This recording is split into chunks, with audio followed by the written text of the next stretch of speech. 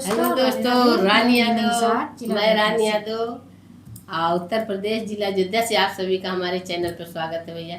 जैसे कि रानी यादव 627 पे और रानी अयोध्या पे दोनों पे और दोनों पे गीत जे दोनों पे आप लोग स्वागत करो। अब भैया गीत है वह इंसान के लिए, सबके लिए नहीं है। जैसे जिस ससुराल में निवासा पावत है और चले जाते हैं, अब माँ बाप को घूम के निहारत नहीं कि दिखे बीमार है, बुढ़े भय मरे जे, उनके लिए सबके लिए नहीं। ऐसे नहीं कि सब बहुत लोग पावत है ससुराल में निवासा, लेकिन सब ऐसे नहीं है। कुछ लोग हैं कि जो चले जाते बिल्कुल नहीं मुड़ के देखते, एकदम से नहीं देखते, उनके लिए है। चलो सुनो।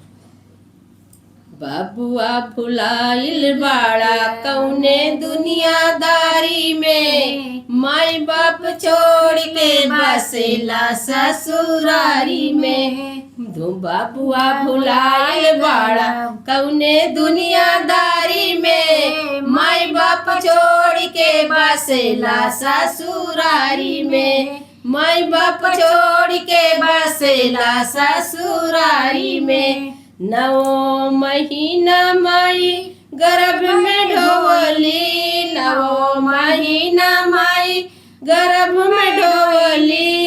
काली माई बाबा साहब मतवा पटकली, काली माई बाबा साहब मतवा पटकली। गंगा का छोड़ के ना हाथ बड़े नाली में, माई बाप छोड़ के बसेला ससुरारी में। गंगा का छोड़ के ना हाथ बड़े नाली में, माई बाप छोड़ के बसेला ससुरारी में। बबुआ भुलाइल बाड़ी कौने दुनियादारी में, माई बाप छोड़ के बसेला ससुरारी में। माई बाप छोड़ के बसेला ससुरारी में। भाई भौजाई छोड़ला गाँव डोला, भाई भौजाई छोड़ला गाँव टोला।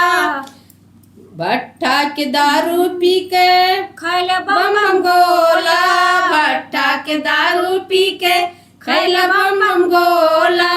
मुँह दाढ़ी तोड़ लेला कई के मारा मारी में, माई बाप छोड़ के बसेला ससुरारी में। माई बाप छोड़ के बसेला ससुरारी में। बबुआ भुलाइल बाड़े कौने दुनियादारी में, माई बाप छोड़ के बसेला ससुरारी में। माई बाप छोड़ के बसेला ससुरारी में।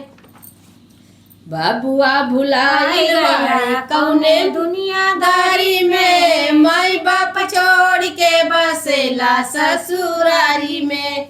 बाप के कमाई सब माटी में मिलौले, बाप के कमाई सब माटी में मिलौले। साली के नाम से एटीएम खोलौले, साली के नाम से एटीएम खोलौले। रुपया जमा करेला बैंक सरकारी में, रुपया जमा करेला बैंक सरकारी में। माई बाप छोड़ के बसेला ससुरारी में। बबुआ भुलाइल बाड़े कौने दुनियादारी में, माई बाप छोड़ के बसेला ससुरारी में। हमारा गीत खाली वही इंसान के लिए, जी बिल्कुल नहीं जाकर सबके लिए नहीं। चलो चलो।